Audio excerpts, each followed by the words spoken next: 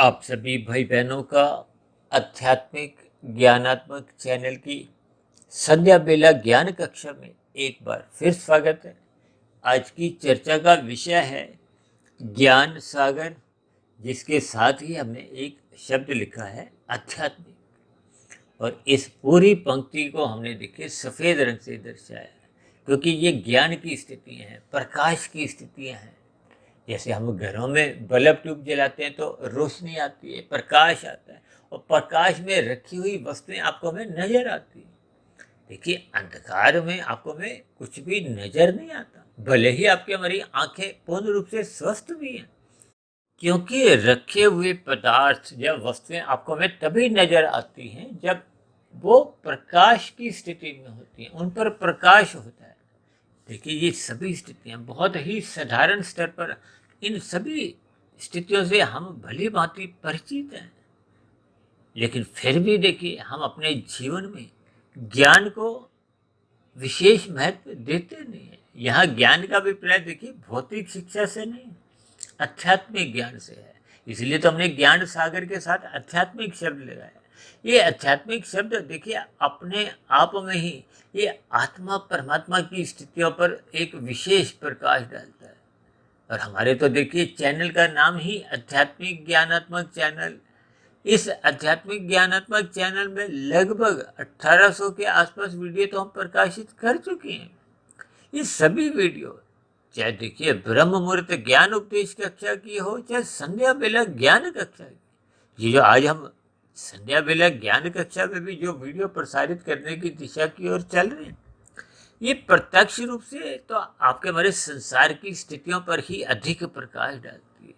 लेकिन संसारी स्थितियों को हम शास्त्रों की बातों से जोड़ते हुए, शास्त्रों की बातों को जो एक मूलभूत सिद्धांत रूप में है, यानी कि सैद्धांतिक बातों को हम समझने का एक प्रयास करते हैं, ताकि ब्रह्म मुहूर्त की जो एक गंभीर कक्षा में जो एक सूक्ष्म ज्ञान की स्थितियां हैं वो मनुष्य को समझ में आ जाए। क्योंकि मनुष्य जोनि पाकर ही हम अपनी अज्ञानता समाप्त कर सकते हैं।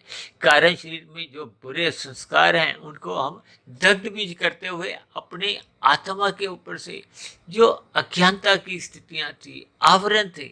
देखिए, आत्मा कभी भी अपने आप में कोई अज्ञानता में नहीं आती, लेकिन उसके ऊपर ये जो मल विक्षेप, देखिए मल का अभिप्राय तमोगुण से है, विक्षेप का अभिप्राय राजसी स्थितियों से है। ये मल और विक्षेप के जो आवरण हैं, ये आपके हमारी आत्मा को अस्थायी रूप से इसके ज्ञान को धूमिल कर देते हैं, बाध्य करते हैं। भले ही ये देखिए बाधा कहो, धूमिलता कहो, लाखों करोड़ों अरबों पता नहीं कब तक ही बनी रहती, क्योंकि जब तक मनुष्य सत्संग नहीं करता। इसलिए तो हमने ज्ञान सागर की स्थिति से जोड़ा है, ताकि हम इस ज्ञान सागर की स्थितियों में डुबकी लगाएं। हालांकि साधारण परिस्थितियों में देखिए सागर में डुबकी लगाना संभव नहीं है, लेकिन ये बात की गहराइयाँ हैं कि हम जितना जितना ज्ञान के स्तर पर उतरते जाते हैं, फिर उतना उतना आत्मा के ऊपर जो एक अज्ञानता की स्थितियाँ थी, देखिए जैसे जैसे प्रकाश आता है तो अज्ञानता समाप्त होने लगती है। अक्सर हम कहते हैं ना कि हम सभी आत्म ज्ञान स्वरूप है, यानी कि ज्ञान पहले से ही हम सभी भाई बहनों को ही है। लेकिन ये जो अज्ञानता आ चुकी है, अज्ञानता क्यों आती है? क्योंकि हम प्रकृति की, जो कि प्रकृति अपने आप में देखिए त्रिगुणात्मक है। ये तमोगुण को मल से, पदार्थों से जोड़ा जाता है, रजोगुण को एक विक्षेप से, एक रजोगुणी स्थितियों से जोड़ा जाता है, 5 भोग्य विषयों से जोड़ा जाता है, क्रिया से जोड़ा जाता है। ये स्त्री पुरुष के जो आपसी आकर्षण है उसको भी रजोगुण से ही जोड़ा जाता है। इसलिए तो कहा जाता है ये तमोगुण और रजोगुण, ये प्रकृति के 2 गुण, ये बंधनदायक है। बंधनदायक का अभिप्राय ये आपको में बांधते हैं और किससे दूर ले जाते हैं? परमात्मा से। परमात्मा एक अनंत स्वरूप सत्ता है, जबकि प्रकृति का ही एक तीसरा गुण है, वो है सत्वगुण। सत्वगुण को ज्ञान से जोड़ा गया है, तभी तो कहा गया सत्संग करो, सत्संग करो। इसका अभिप्राय क्या है कि सत्वगुण का संग करो, और सत्वगुण का संग यदि मनुष्य करता नहीं है तो फिर किसका संग करता है? रजोगुण का। अब रजोगुण का संग करते करते मनुष्य तमोगुण का भी संग कर जाता है, क्योंकि ये रजोगुण और तमोगुण ये दोनों पास पास है। अक्सर हम बार बार कहते हैं ना, ये पड़ोसी। पड़ोसी का अभिप्राय देखिए, इस स्थिति विशेष से कहा जाता है कि रजोगुण और तमोगुण से सत्वगुण दूरी पे है। इस बात को हम देखिए अंकों द्वारा समझाते हैं, क्योंकि शास्त्रों में तो कहा गया तमोगुण से 10 गुना अच्छा रजोगुण है, रजोगुण से 10 गुना अच्छा सत्वगुण। इसीलिए तो शास्त्रों में एक बात और कही गई है कि तमोगुण की निंदा करो, ताकि हम इससे जुड़े नहीं, और रजोगुण के प्रति उदासीन रहो, उपेक्षा करो, ताकि हम भोगों में गहरे तर पे उतरे नहीं। आपके हमारे भोग विषय अमर्यादित नहीं हो, क्योंकि अमर्यादित विषय भोग ही मनुष्य को प्रमाद में लाते हुए अचेत करते हैं। अचेत करने का अभिप्राय क्या है कि आपको हमें तमोगुणी बना देते हैं। तमोगुणी का अभिप्राय आपको हमें निचली स्थितियों में गिरा देते हैं। और परमात्मा से देखिए, जब हम रजोगुण में ही परमात्मा से जुड़ नहीं पाते, ये जो संसार में रजोगुणी मनुष्य है परमात्मा से या सत्संग करते हुए जो दिखाई देते हैं, ये एक आरंभिक स्थितियां होती हैं। ये मन इनका परमात्मा में जुड़ा नहीं होता। देखिए, इन सभी स्थितियों पर मैं बोलते समय पहले ही बार बार अक्सर इस पर खेद भी प्रकट करता हूँ, लेकिन ये एक सच्चाई है। देखिए, जब हम रजोगुणी कहते हैं तो इसका अभिप्राय होता है कि कारण शरीर में रजोगुण की प्रधानता है। जब हम सत्वगुणी कहते हैं तो कारण शरीर में जिस गुण विशेष की प्रधानता होती है वो सत्वगुण है। जब हम तमोगुणी कहते हैं तो उसका अभिप्राय होता है कि तमोगुण की प्रधानता। अब क्योंकि शास्त्रों में कहा गया तमोगुण से 10 गुना अच्छा रजोगुण है, रजोगुण से 10 गुना अच्छा सत्वगुण है, इसी को आधार मानते हुए हम विशुद्ध सत्वगुण को सत्वगुण से भी एक 10 गुना अच्छा कह देते हैं। इसीलिए हम अपनी सभी चर्चाओं में इन 3 गुणों की स्थितियों को और परमात्मा की स्थितियों को हम क्रमशः 1, 10, 100, 1000 से पिछले लगभग 4.5 वर्षों से ही समझाते आए हैं, और इसी महासूत्र के ऊपर ही हमारी लगभग 1800 से अधिक वीडियो देखिए हमने प्रसारित की। इन सभी स्थितियों को हम अंकों के आधार पर, कभी कभी अब हम देखिए रंगों के आधार पर भी समझाते हैं।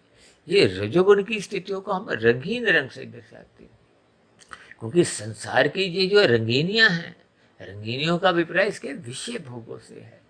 ये विषय भोगों की जो एक स्थितियां हैं, जिसको हमने देखिए एक भोग सागर का नाम दिया है, और इसको एक भौतिक स्थिति से जोड़ा है, क्योंकि संसार में देखिए जितने भी भोग हैं, देखिए भोगों में आप जब स्थितियां देखते हो, आप 5 स्टारा होटल में जाओ, 7 स्टारा होटल में जाओ, और अभी कुछ दिन पहले तो भारत में ही देखिए एक अंतर्राष्ट्रीय मेले का आयोजन हुआ, एक सम्मेलन का आयोजन हुआ जिसको G20 कहते हैं।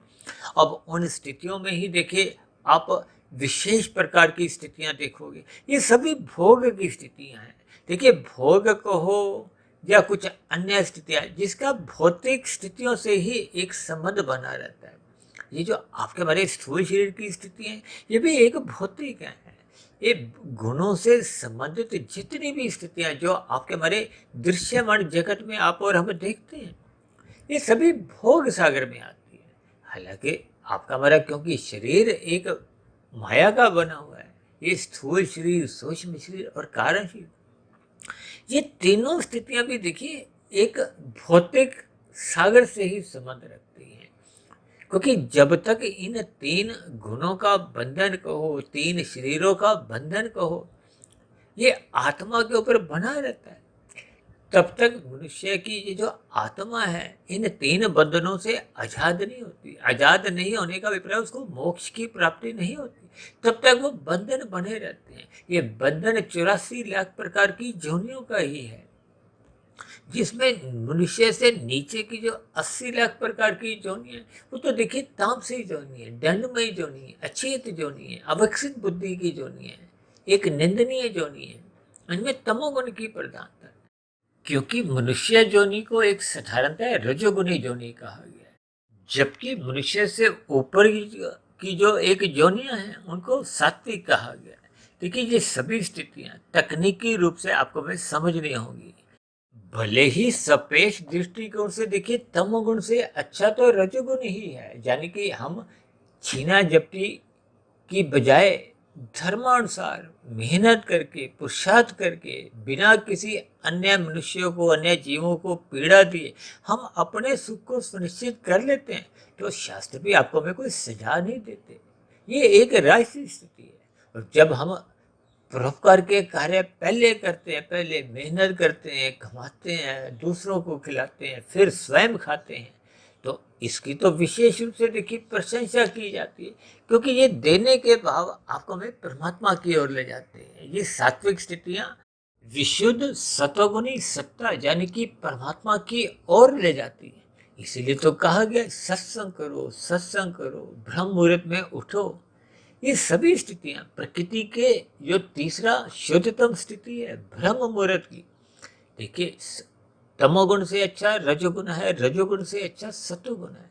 अब सत्वगुण की भी जो एक शुद्धतम स्थिति शास्त्रों में कही गई है, जिसकी हम बार बार देखिए अपने प्रतिदिन की जो एक वीडियो में हम बार बार जोर देकर कहते हैं कि रात को जल्दी सो जाना चाहिए, सुबह ब्रह्म मुहूर्त में अवश्य ही उठना होगा। ये ब्रह्म मुहूर्त की स्थिति देखिए सूर्य निकलने से पूर्व के जो 2 घंटे 40 मिनट की स्थिति है। ये परमात्मा का ज्ञान विशेष रूप से उन स्थितियों में जल्दी समझ में आ जाता है, क्योंकि वो सत्वगुण की एक शुद्धतम स्थिति है। अब दिन में देखिए रजोगुण की स्थिति है, या आप यूं भी कह सकते हो कि देखिए उस स्थिति विशेष में अधिक वाट का बल्ब जगा होता है, तो आपको हमें बात जल्दी समझ में आ जाती है। यानी अधिक प्रकाश में आपको में छोटी से छोटी वस्तु भी नजर आती है। अब जैसे क्रिकेट का मैच आप दिन रात के जो होते हैं ना, वहाँ बड़े बड़े बल्ब जल रहे होते हैं, तो क्रिकेट की छोटी बॉल भी आपको में साफ साफ नजर आते हैं, तो वो खेल चलता रहता है। देखिए ये सभी स्थितियाँ आपको में ज्ञान पूर्वक समझनी होती हैं। यानी कि दिन में देखिए रजोगुण की स्थितियां होती हैं, शाम को तमोगुण की स्थितियां होती हैं। अब तमोगुण की स्थिति को आप तारे के प्रकाश से जोड़ सकते हो, रजोगुण की स्थितियों को आप चांद की एक धुंधली स्थिति से जोड़ सकते हो, और सतोगुण को आप सूर्य के प्रकाश से जोड़ सकते हो। अब सूर्य के प्रकाश में भी देखिए एक विशेष स्थिति ब्रह्म मुहूर्त की है। ये सभी स्थितियां सापेक्ष दृष्टिकोण से समझाई जाती हैं। इसीलिए तो शास्त्रों में संक्षेप में ये भी कहा जाता है तमोगुण की निंदा करो, रजोगुण के प्रति उदासीन रहो। और जबकि आज हमने ये जो भोग सागर के साथ जो भौतिक शब्द लिखा है और साथ में 3 बिंदु देखे हैं, यानी कि ये भोग सागर इतना बड़ा है। देखिए जैसे सागर की आप और बीच में जब आप खड़े होते हो तो आपको दूर दूर तक कोई देश भी नजर नहीं आता। देश नजर आने का अभिप्राय कोई टापू कहो, कोई एक स्थूल स्थिति आपको नजर नहीं आती। हर जगह जल ही जल नजर आता है। इसलिए हमने देखिए ज्ञान को भी सागर के साथ जोड़ा है और भोग को भी सागर के साथ जोड़ा है। यानी कि ज्ञान की भी कोई एक निश्चित छोर नहीं है। भले ही हम ज्ञान स्वरूप आत्मा है, लेकिन इस ज्ञान का भी देखिए छोर कोई नजर नहीं आता। स्वयं ब्रह्मा जी ने परमात्मा के ज्ञान की चर्चा करते करते अंत में क्या करते, नेति नेति, यानी कि उस सत्ता के बारे में इससे अधिक और कुछ हम कह ही नहीं सकते, क्योंकि वो सत्ता अपने आप में ही एक अनंत है।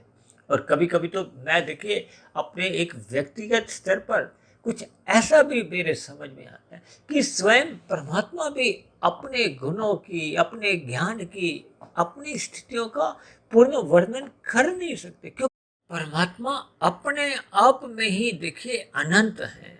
इन सभी स्थितियों की केवल हमें देखिए भावार्थ पकड़ने हैं, यानी इनके पीछे छिपे हुए भावार्थों की तह में हमने जाना है, ना कि हमें शब्दों को देखिए पकड़ना नहीं है। क्योंकि शब्दों को पकड़कर कभी कभी फिर हम उलझ जाते हैं, फिर आपके हमारी जो एक परमात्मा की ओर चलने की जो एक स्थिति है उसमें थोड़ा ठहराव आने लगता है। इसलिए मेरी आप सभी भाई बहनों से विनती है कि अपने आप को इस ज्ञान सागर की स्थितियों में निरंतर बनाए रखें। निरंतर बनाए रखने से एक लाभ ये है कि मनुष्य ये जो भोग सागर की जो एक स्थितियां हैं, जो अपने आप में भी देखिए मैंने बताया ना, अंतहीन भोग हैं। इन भोगों को भी देखिए आज तक प्रकृति का कोई भी मनुष्य भोग नहीं पाया। अक्सर हम कहते हैं ना, भोग्य पदार्थ समाप्त नहीं होंगे, लेकिन इनको भोगने वाला मनुष्य समाप्त हो जाता है। क्योंकि आपका मेरा देखिए स्थूल शरीर एक आयु लेके आया है, एक स्थितियां लेके आया है, उसमें एक कमजोरी आ जाती है। यानी स्थूल शरीर आपका मेरा इस संसारी सुखों को भोगने में पूर्ण रूप से समर्थ ही नहीं रहता। इसलिए तो कहा जाता है ये भोग सागर का कोई अंत नहीं है। यानी कि संसारी सुखों को आप जितना भी पकड़ लो, कहते हैं ना, कोई इस संसार का बड़े से बड़ा उद्योगपति भी हो, उसके पास सत्ता भी हो, युवावस्था भी हो, अनुकूल परिस्थितियां उसके देश में हो, तब भी हम भौतिक सुखों को मात्र उस आनंद की तुलना में 1/100 कहते हैं। इस पर हमने एक वीडियो भी प्रसारित किया था। आज देखिए G20 का जो अभी कुछ दिन पहले सम्मेलन समाप्त हुआ है, अब उसमें भी देखिए जो रात के खाने में जो एक व्यंजन थे, या वहाँ की जो जो स्थितियाँ थी, जो अक्सर देखिए कुछ आपके हमारे संज्ञान में आई, ये विषय भोगों की स्थितियाँ अंतहीन हैं। यानी कि जितने भी बड़े से बड़े राष्ट्राध्यक्ष भी हों, इन विषय भोगों को हम पूर्ण रूप से भोग नहीं सकते।